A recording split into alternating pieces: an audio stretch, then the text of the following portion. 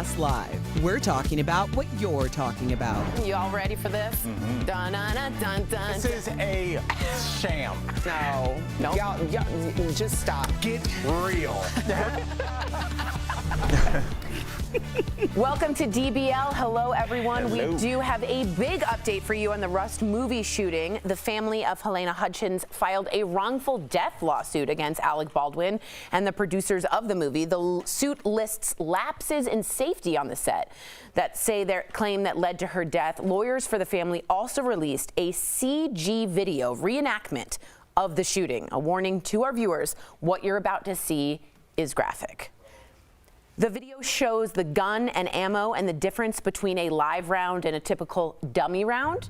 It also shows Baldwin sitting in a pew 4 feet from the members of the crew, drawing the gun and shooting Helena and the movie's director.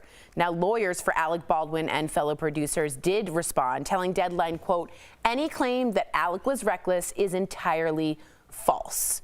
I want to get your opinion, you guys, on that CGI or CG video. They also have another CG video where they put Alec Baldwin's actual face on there. I think we have a little bit of that so that like the juries could and the judges could actually see him do it.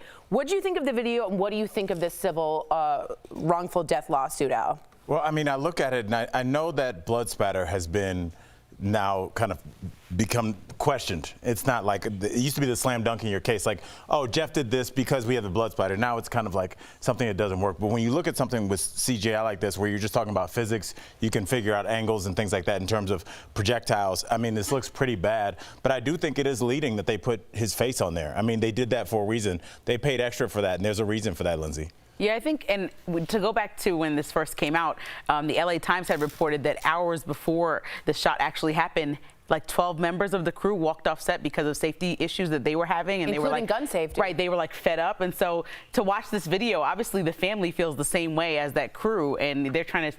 This is not the criminal case, but this is the civil case, and so they're trying to prove that they need some justice, I'm sure. And if it's so negligent in the way they're showing the CGI video, to me the criminal case.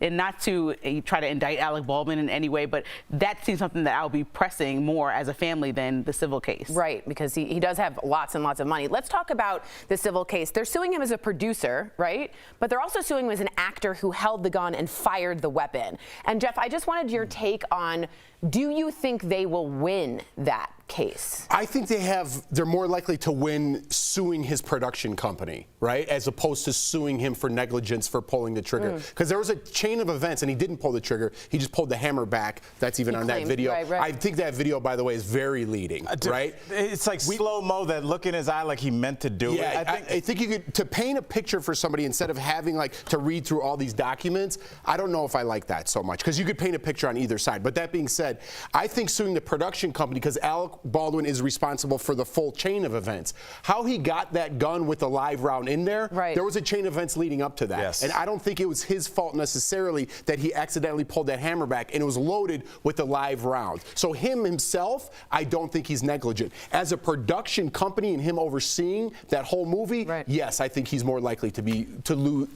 that. Yes. Would you change your mind if I told you that the scene did not require him to cock the gun at all? To even pull the trigger at all? That was what is alleged being an improv move from Alec Baldwin.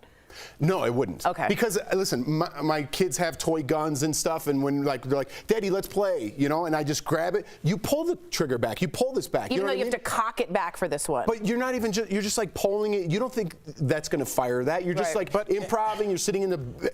It's also a Western, Jeff. They're trying to amplify the intensity, and when somebody points a gun at you and cocks it back, and they play that sound, that unmistakable sound of a gun being cocked back at you, it adds intensity to the scene. That's what he was trying to do. So I don't understand why that would be something that Because I don't think you improv with a gun on a set, even if it's not loaded. I think gun safety is an imperative thing that wasn't taken control in here. And everyone always puts their hands up in the air when something bad happens. So somebody died. So we're talking about an incident where there's a whole family that's still grieving, trying to figure out how 1 or 15 different actual mistakes. They said they're alleging there's 15 different protocols that were violated, led to their daughter's death. You know what I mean? So we have to just discuss that. We're talking about it in the way that, yeah, Alec Baldwin shouldn't be charged, but the buck stops with him. If it's his production company and he wants to be in the movie and he's paying himself as an actor as well as overseeing everything, like, you are responsible in totality. You are responsible. But do you think as an actor or is it a production or both? I mean, you're in the movie that you're also producing, so then you are responsible in both ways. Like, my daughter is dead. You know what I mean? But I know what you're saying. Listen, we all, thoughts and prayers, I hate saying that. For the daughter, we should say it off the top, but we're talking about the lawsuit itself, like what's going to happen with that. And if he's responsible both as a person and production company. And I don't think he's responsible as a person. Right. But Tori thinks both. Do you because think both? I think both because he's acting, but he also should know all the protocols that go with that role because he gave himself the role, right? Well, let me get to this. How is Alec Baldwin, let's get to this, personally responding to the lawsuit to find out what Alec is saying, okay? This is what he posted to Instagram a few hours after being named in the suit. It says, "Everything is going to be all right." I don't like that. I don't think anybody likes that. I don't like. First of all, what is that? Why don't you tell someone died? Tell her family. Yeah, send her that. Send them that. But to her son. It's like honestly, this is way out of control, and I think this is what happens when you have somebody famous at the head of this.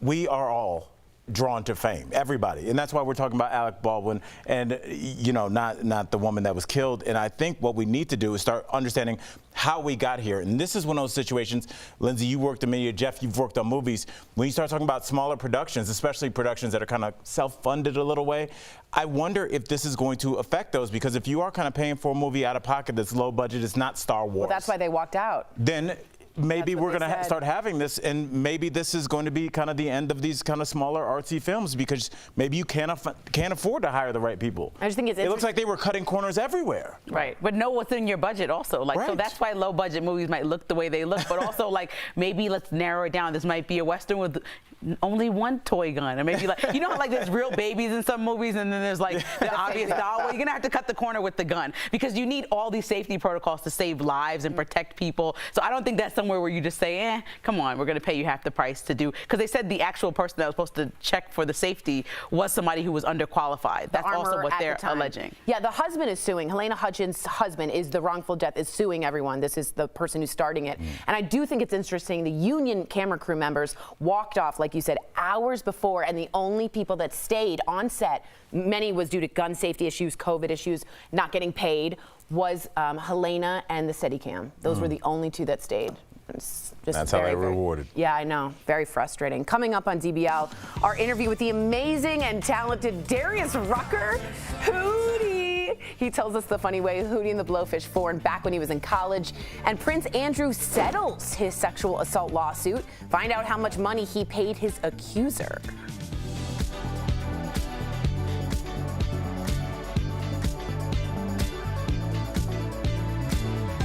Closed captioning provided by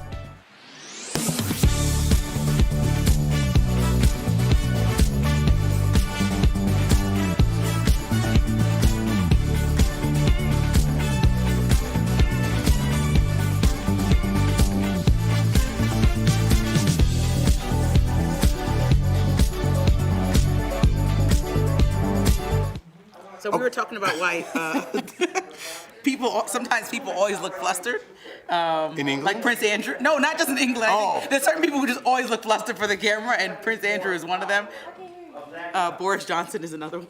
Yeah. I don't know people who just else look always, it's just like a disheveled and sweaty. Disheveled, like they can't get it together, and it's like, you know, you're gonna be filmed like 9 times out of 10. Gary Busey's got that look he carries. You know, it's not just England. It's not just England. But yeah, there are some people like that. So that's what we're talking about next. Yeah, it's weird because, you know, with the Rust lawsuit, it's like, I understand trying to fund your own movie. As somebody who's a creative and you're usually an actor, you don't have too much say. It's almost like if Jeff, you're like, you want to start your own TV show. Like, you have all the say, and it's kind of like everything you only want to talk about is happening now because you are the head. And it's weird because you kind of get almost a big head in a sense. I'm just saying, I don't know what's going on. Like when Al says I've done movies, I did 2 or 3 small, very low budget movies, right?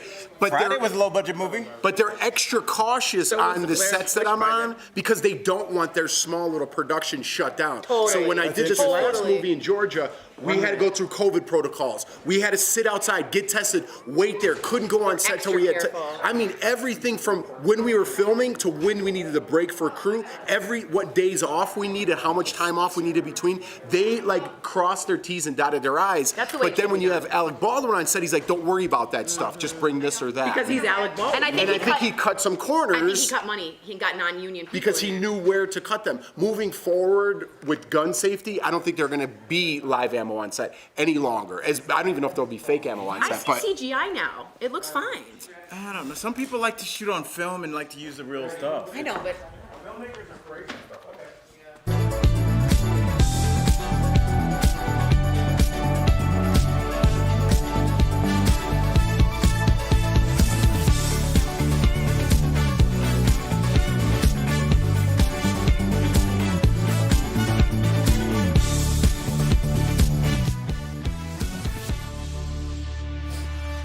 Welcome back. All right. We've talked about this a lot. Prince Andrew has now settled the sex abuse lawsuit brought against him by Virginia Giuffre. Now, she had accused him of raping her when she was a teenage victim of sex offender Jeffrey Epstein.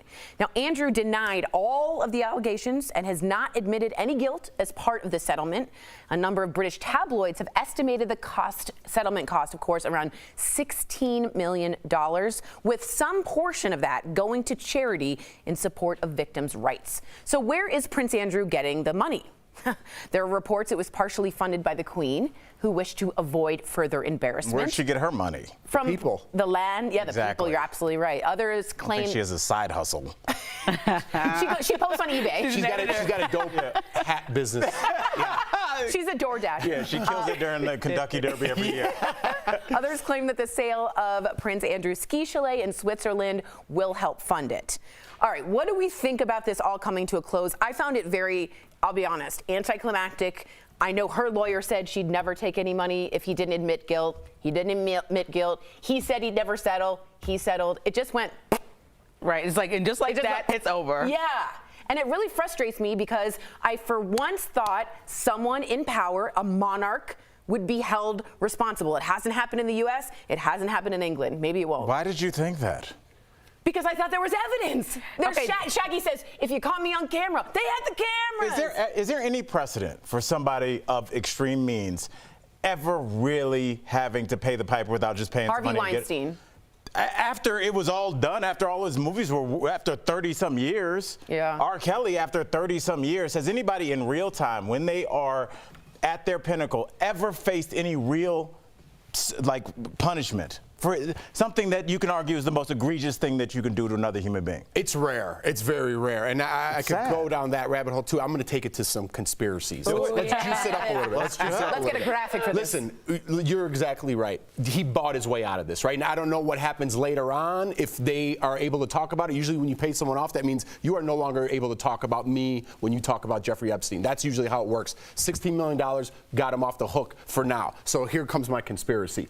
I think, at least I want her to, Ghislaine Maxwell is going to start singing, right? She's going to be sitting in that prison cell and say, listen, I need to get out of here. I'm going to start singing, and I'm going to point the finger to Prince Andrew. Now Prince Andrew's already off the hook because he bought his way off the hook. So if she starts singing, he can't be involved in what she says. So he probably was worried that she's going to sing and therefore There's my conspiracy to spice up this conversation. I think he's worried about his name, or the royal family is worried about his embarrassment to the family. I mean, not that the Meghan and Harry case has anything to, or incident has anything to do with this, but they already got embarrassed one time in the last 12 months, and they're not trying to get embarrassed by this alleged pedophile, you know what I mean, in the same 12 months, especially with all that's going on. Oh, you're completely right. And so I think they're like, anything to not have this go to, because imagine what a circus it would be if this went to trial. This would be an absolute circus. Imagine if you could go back a couple of years and say, hey, maybe you shouldn't do that interview on national television live. Remember Jeff, that? that's my other. If you want to get into conspiracy. After that ended, the Queen was probably like, how much is in the royal account? Because we're going to have to pay for this one. If something happened here on the set on DBL, and like there was kind of like a legal thing, and it looked like it was something this serious. Would you think our boss Bert or Lisa would give me permission to go give a random interview where I'm just talking off the top of my head on worldwide national television? Who That's put the him thing up with to that? Bane, though. It's hard to He control went rogue people. on that, apparently. So I do want to get confirmation that Prince he Andrew, thought that man who could not find a comb, went rogue. Somebody allowed him to do that interview. He has never done anything without permission in his life.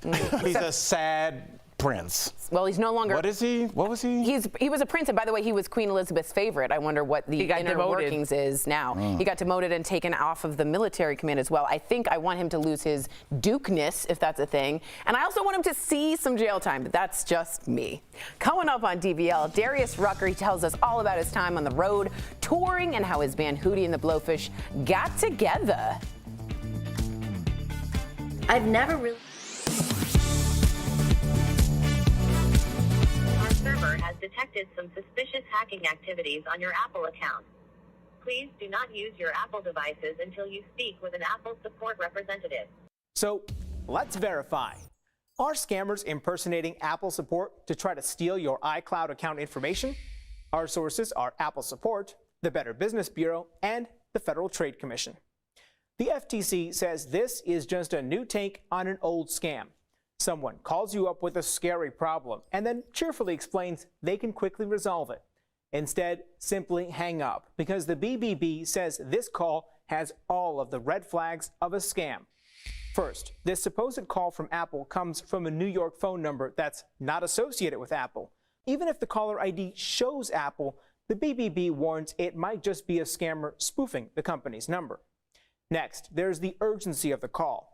The FTC says scammers like to make you act before you can think. In order to speak right now, press 1. Both the FTC and Apple Support say never press 1 or call a phone number shared during the call. So take a breath and independently check your account using a trusted method. Odds are there's nothing wrong. The scammer is simply trying to get access to your data or may try charging you for their services only to walk away with your money. So we can verify it's true. Scammers are impersonating Apple Support to try to steal your iCloud account information. The BBB says the best thing you can do is simply not answer these calls and set up two-factor authentication on your iCloud account to add an extra layer of security. If you do think there's a real problem, then don't look for help from the caller. With your Verify, I'm Brandon Lewis.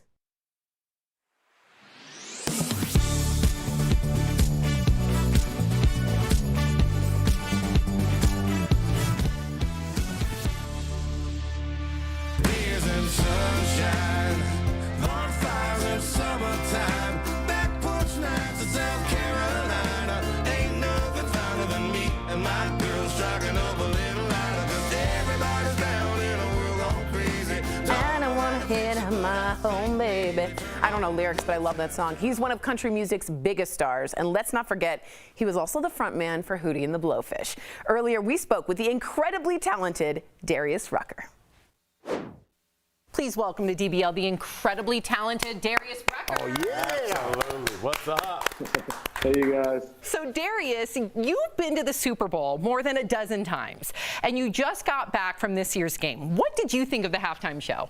It was great. It was, you know, I watched so many people relive their childhood right there, you know, and it was great to watch. And the testament to Dre that he produced all those big hits. And I thought it was one of the greatest of all time. Yeah, you're in agreement with all of us. We all loved it. We ate it up. We wanted more. Now, fellow country star Mickey Guyton sang the national anthem. How do you think she did? Oh, she did great. You know, I've known Mickey a long time, and her voice is simply amazing. And to be there doing that, you know, when you're doing the national anthem at the Super Bowl, you really made it. And you know, to be up there doing it, I was so proud of her and so happy for her. She did a great job. I feel like I really made it because I'm interviewing Darius Rucker. I know. I'm very excited about this. Very excited. So I have an interesting story that me and Sam and we want to hear the answer to. Yes. Hootie and the Blowfish started after a fellow student heard you singing in a dorm room shower. Do you sing all the time in the shower? Oh. And who was this person who found you? Yeah, how did a teenager discover you? Tell us. I sing in the shower all the time, and it was probably like 10 o'clock in the morning. I really thought everybody was in class. And so we had the big prison showers, you know, just 6 heads, no curtains. Oh my God. And so I was in there taking a shower. I didn't think anybody was there, and I was singing Billy Joel's "Honesty" to the top of my lungs, you know, because it sounds so good in the shower. And when I came out, Mark Bryan, who's the guitar player at Hootie, was standing there, and he was like, "Man, was that you singing?" And I was like, "Yeah." And he asked if we wanted to get together and see if we knew any of the same songs, and I said, "Sure," and we did, and we knew a lot of the Blowfish started. Wow. I mean, That's unbelievable. Lightning in a bottle. I Right there. know. you were inducted to the Grand Ole Opry. Now, Morgan performed there as well, and obviously he's had the controversy with the N-word. Just in your opinion, do you think that they should have let him perform? You know, I think what Morgan said was every bad adjective you can say was wrong. I told him to his face, I thought it was stupid. It was dumb. You know, I understand all the people in the uproar is doing so good. I understand why the Opry let him play. I can't tell the Opry what to do. But the thing that I really wish instead of always, when something like that goes down, instead of always canceling somebody, I wish we would start to educate people. I wish, you know, instead of just canceling Morgan, let's sit Morgan down and talk to him and see. Because Morgan's one of those guys that if he wanted to change the culture, he could be one of the people that changes the culture of country music. Well said. We like to do that here. We appreciate your transparency. But between Hootie and the Blowfish and your solo career, you've toured for over 30 years. Wow. What's the scariest thing that happened to you while on the road? Oh goodness. This was a long time ago. We were playing a show. I think we were in LA or something. We're playing a show, and we're backstage after the show, and I look over, and there's this guy, and he's in his mid-20s, and he's got on a 3-piece suit, and it's all white. I mean, white shirt, white vest, white socks, everything's white shoes. And so everybody's talking, he's standing by himself, and I walk over to him, and I go, "Hey, man, you know, nice to meet you. What's your name?" And he just looked me right in the eye and said, "I'm your guardian angel." What? And so, man, I freak out, right? Because I believe, you know, I'm freaking out. And it goes, so I tell everybody, and, you know, he sticks around, but then he leaves. And so about a week later, we're playing in Vegas at the Hard Rock. And there's this area in the Hard Rock that you can't get without a pass. It's very private. It's only for the bands. And we're walking in to play the show. And I open the door and I turn and look, and he's standing right there. And he said, "I'm still watching you." And I ran like a little girl. Who was he? Wait. Wait, first of all, Darius, did anybody else see him? Is he a real guardian? Oh, yeah. Good question. That was a great question. We were having fun. We weren't having that much fun.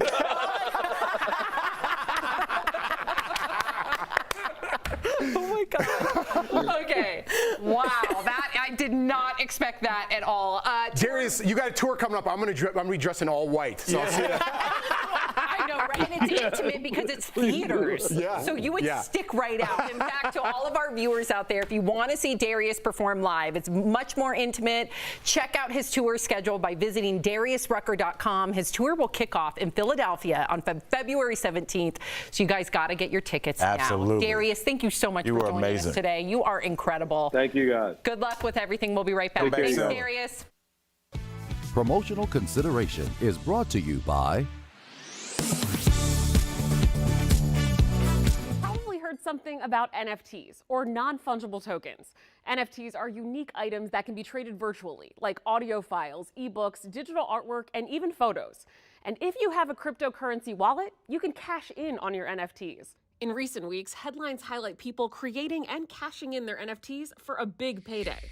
I just turned 5K into 10K by flipping this NFT.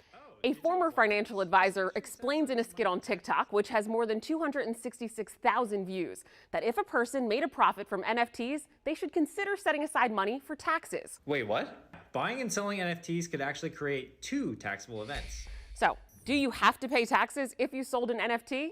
Let's verify. Our sources are the IRS and Amy Miller, a certified public accountant and a member of the American Institute of Certified Public Accountants Virtual Currency Tax Task Force. NFTs are one-of-a-kind, non-fungible assets that are not interchangeable. Because each NFT is wholly unique, it's not intended to be used as a kind of currency, like Bitcoin. Instead, NFTs are bought and sold as collectibles or investments. In a 2021 NFT market report, Chainalysis explains that, quote, NFTs give the holder ownership over the data, media, or object the token is associated with, and are commonly bought and sold on specialized marketplaces, unquote. When there's a transaction involving those digital files, it's recorded on the blockchain, which is like a virtual paper trail for all transactions. The IRS has yet to give a definitive label to NFTs. On its website, the agency explains, quote, virtual currency is treated as property, and general tax principles applicable to property transactions apply to transactions using virtual currency, unquote. In other words, even though NFTs are strictly digital assets, they're still taxed just like physical assets. You're in the business and that is your small business to make NFTs, yes, you're taxable. The IRS has a question at the top of the Form 1040 asking, at any time during 2021, did you receive, sell, exchange, or otherwise dispose of any financial interest in any virtual currency? And taxpayers are required to answer yes or no to that question.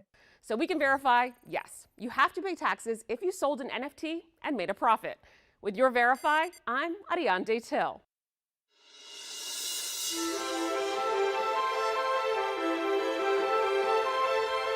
The sliding sports are among the fastest winter events, but while bobsled offers the most speed, luge and skeleton are more treacherous. In bobsled, teams push as fast as they can at the start, then hop in the sled. The driver does their best to traverse the narrow, banked, iced course, while the rest of the team is there for the ride. In addition to 2-man, 4-man, and 2-woman bobsled, the new single-person monobob event is being introduced for women. For luge and skeleton, the athletes ride atop their sleds at more than 80 miles an hour with nothing but a helmet protecting them. Skeleton riders get a running start, then slide headfirst all the way down, using their bodies to control the sled. Competitions are limited to men's and women's singles. In luge, 1 or 2 athletes ride on their back using their bodies to steer. In addition to doubles and men's and women's singles, there is a team relay event.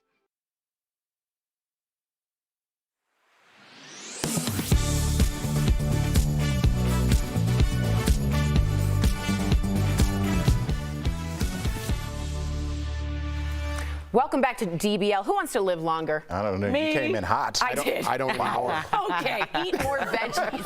It's time for a healthcare update, Jeff. Sponsored by Go Health. According to researchers in Norway, people who eat mainly fruits, vegetables, beans, and grains and very little meat will add years to their life. They say an 80-year-old person who started a plant-based diet could add 3 years to their life expectancy. If you're looking for a health insurance plan, Go Health makes it easy to enroll. Call 1-800-650-2534 or visit gohealth.com to find the right plan for you. Jackson wrote in and said, that video gave me chills. It's not a good look to have Alec Baldwin's face on it.